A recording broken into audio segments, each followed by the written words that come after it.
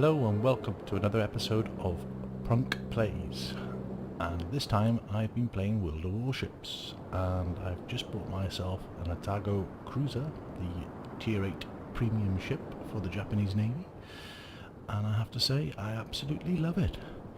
So I thought what I'd do is bring to you a quick review, let you know if it's worth the money or not. So let's just go through a few of the stats here quickly. Survivability is at 54, which is, as you can see, 40,100 hit points, which is more or less on par with the other Tier 8 cruisers, which is the Mogami at 53 and the New Orleans at scoring 49. Aircraft wise, it's only rated 2. It has one aircraft, which is basically a fighter come spotter aircraft, which follows you around and helps defend your ship. The other score is the artillery, which at 51 isn't too bad for a cruiser, tier 8. It has 203mm guns, which is pretty standard for this tier. In fact, you get the 203mm, I think about tier 6 or tier 7, so by then they're a bit old. The maximum firing range is 15.8, which is quite nice for a cruiser. Now, what is the good point of the Atago is the torpedoes. Because as you can see here, though it has 2 quad mounts each side, if you look at them, that one's rear firing. Oh, we're going around the other side. Let's go to the other one. And that one's forward firing. So whereas on the Mogami you have to practically turn your ship right round to be able to fire your torpedoes, on this you have quad mounts to fire forward, so in this sort of angle, and backwards on this sort of angle, which is quite a lifesaver sometimes, especially when you go up against battleships where you need a little bit of extra oomph. The AA is actually let down a little bit on the Atago. It only scores 34 compared to the Mogami's 38, but of course the New Orleans would win on this with the 57 score. They're not brilliant, but to be honest with you, in some games I have shot down 10 aircraft, so it's good enough for self-defense, really. Maneuverability isn't too bad, 35.6 knots, not too bad at all. The turning circle radius at 790 meters isn't too bad, to be honest with you. It's pretty standard for a cruiser of this tier, but the rudder shift time is a bit high. But it still gets the job done. I've managed to dodge torpedoes with this. Concealment, again, isn't too bad. Surface detectability range is 11.9 and air detectability range is 8.7. Now, some of the modules I have on mine, I always carry a normal damage control party. You can go for the more expensive one and pay credits or all doubloons. I'm still out on whether the hydraulic search is any good. Oh, I'm tempted sometimes to try the defensive AA fire just to throw off those aircraft coming in to do a run on you. And then of course you have a scout plane, which I always take the standard one on that. The upgrades I've gone for main battery modification 1, which gives you a 20% chance of magazine detonation, a minus 20% chance of critical damage to the main battery, and also 20% repair time, which is handy. I've also gone for the increase firing accuracy, and then what I always take on my ships is a damage control modification 1, which reduces the chance of flooding a fire by a bit. And with all the heat being spammed around at the moment, you definitely need that chance of fire. I've also taken the steering gear modification 2, which reduces your rudder shift time by an extra 20%, which is handy with such a high 13.3 rudder shift time. I'm still undecided on which one of these to take, and at 2 million credits, I think I'll be a while before I decide. One of the features I have noticed on this ship is, and I believe it's actually Japanese cruisers in general, it does seem to get citadeled quite a lot. I think more or less the whole area around here is just a large citadel hitbox. But apart from that, it's absolutely a fantastic cruiser. Price wise, I believe you can buy it on the shop now. I bought mine with doubloons, and I think it was something like 10,500 when I bought it. plus I had to pay another 300 for a port slot. But I believe you can buy it in the gift shop now for, I think it's £27 and 41 pence, or of course whatever your regional equivalent is. Right, I think that's about all I got to say. Let's get into a replay and see what you think of it in action. Okay, so here we are on Two Brothers, and you want to keep an eye on those 3 Atlantas. We see an awful lot of them in this game.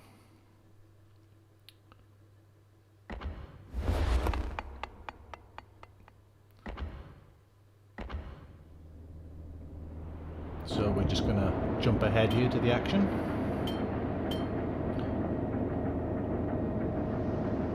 So basically in this match it's me and this Minikaze here, though he doesn't last long unfortunately. We do hold this, oh I shouldn't have spoiled it for you, we do hold this left flank to slow down the advancing Atlantas. So it's basically a duel between me, 3 Atlantas and a destroyer. And I believe there's a battleship in there somewhere as well who shows his face. So we can see one of the first Atlantas there.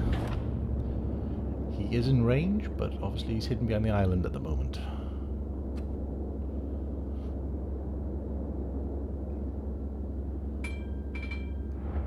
So this Minikaze is going in for a torpedo attack.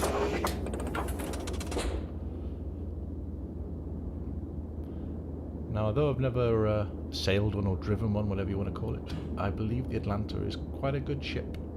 I think it has one of the highest DPMs in the game. The only problem with it is it's fitted with destroyer guns, so it just reporting the position of a priority target. It just tends to spam heat all the time.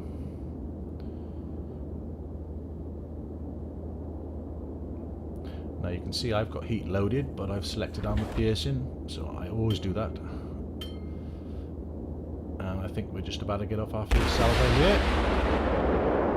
That's looking good. That's gonna hit. Oh, bullseye! That hurt. It's a nice 5,000. So you can see a New Mexico there in the background. Autopilot mode disabled.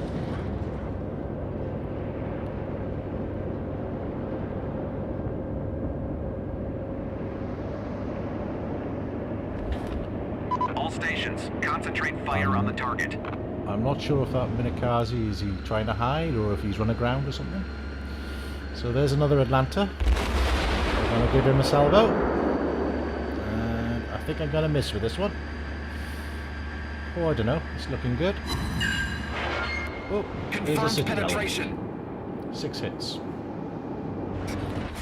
The guns in the ship are absolutely lovely. There's another salvo, and you can see the torpedoes hitting him as well. And that's his health nearly all gone. Here comes the spat.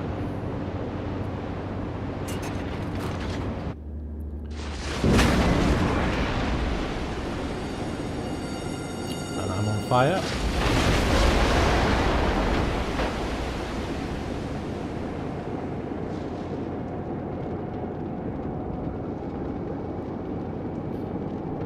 See another destroyer there in the distance. Keep an eye on him, he gets quite close.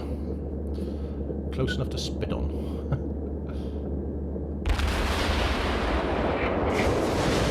So you can see it's practically raining heat shells over here at the moment. Target penetrated. But I got another Citadel hit. Or another 2 I should say. I'm actually trying to turn around now and increase the range because I believe the Atlanta's range is only about 11 or 12. So I'm thinking, well, if I can increase the distance it will give me a good chance.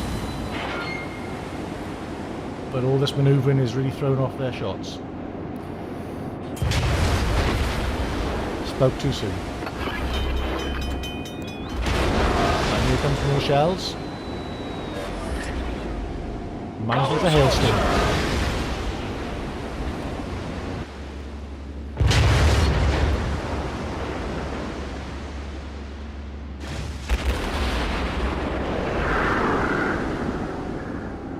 More coming again.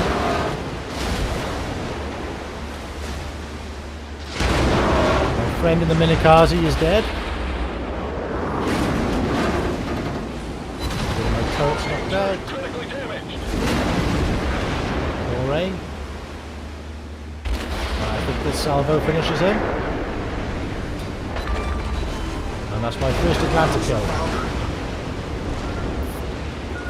Now I hear the torps coming in, but I don't notice the destroyer.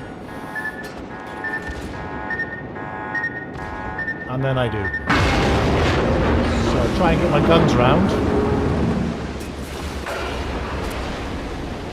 And then as you can see, I decide to go for the torpedo attack. And this is one of the main advantages of the Atago, is you can fire forward or aft torpedoes. And he's just too close to manoeuvre, and that's him. Enemy destroyer foundered. So that's another kill. Now there's 2 Atlantas on the New Mexico left. And they're really giving it to me now. So I fire off a spread, not really sure if they're going to hit or not. Gonna give him another salvo. But I think this is the end of me. Not quite. It won't be long. Problem solved, sir. One more and I'm gone.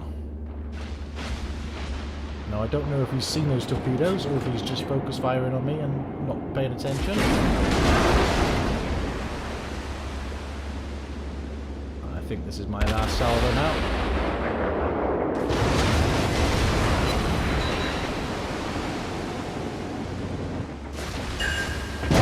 Talk with him.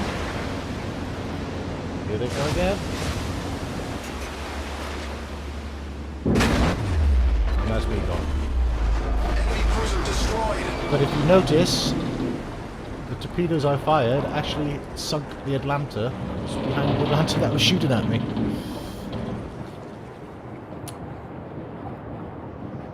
Anyway, although we went on to win that game by capping, for some reason my recording software messed up and I didn't get the end screens. But from what I can remember, this was more or less a $500,000 game. So what's my final thoughts on the Atago? Well, I absolutely love the ship. I think it's fantastic. And I'm definitely not sorry I bought it. It's definitely a far better ship than the previous Tier 8, which was the Kitakami, which was really a one-shot wonder with all those torpedoes. I tend to find that this ship, although I haven't played any of the Tier 8s in open beta, I did play them in closed beta, and I honestly say I can't find this ship any worse or better in a lot of ways. They're all more or less on even Stevens, with the Mogami obviously having slightly better guns, I think, and a slightly better manoeuvrability, and of course the New Orleans having better AA guns, as an American cruiser should. But should you buy one? Well, that depends on your playstyle.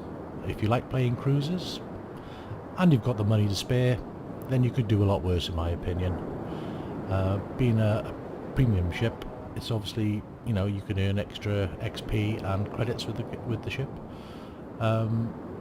If you're looking for something else, the one ship I would recommend is the Murmansk. Although on paper it looks pretty average, same as the Omaha, I always tend to do very well with it and earn quite a lot of money with it. But at the end of the day, nobody can make the decision for you. It all depends, as I said, on your playstyle. If you like destroyers, you might be better off going for the Grimyaski or the Sims. If you like battleships, you may be better off with one of the other premium battleships. But I like cruisers, and this ship, I've never sorry I bought it. It was worth every doubloon, or gold, whatever you want to call it. Anyway, I hope you enjoyed this video. Please remember to leave a like or a comment in the box below, and even subscribe. It all helps the channel. And thank you for watching. I think my next video I will be making, I think I will focus on the Murmansk, because as I said, it's a ship that does well. Anyway, thanks for watching, and I'll see you next time.